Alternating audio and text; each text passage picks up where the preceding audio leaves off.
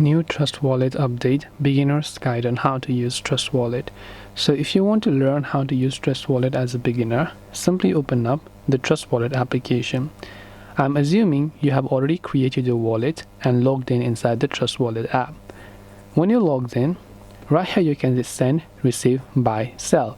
So if you want to first of all send cryptocurrency to others, you can tap on the send option, select the crypto that you own and send it to others. If you want to receive it, you can tap on the receive option, select the crypto you want to receive, and then simply copy your wallet address and send it to the appropriate wallet that you want to receive from.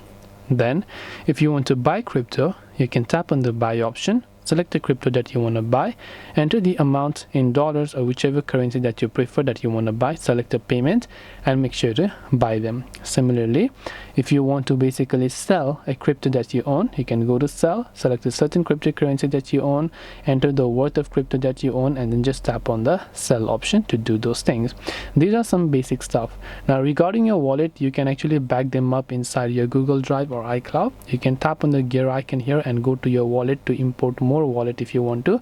You can add more than one or multi-coin wallet. Then this is your address book, trust handle, so you can scan someone's QR code, you can connect wallet, you can go to your preferences over here by changing the currency and stuff. And similarly, you should be able to see other sorts of information here as well.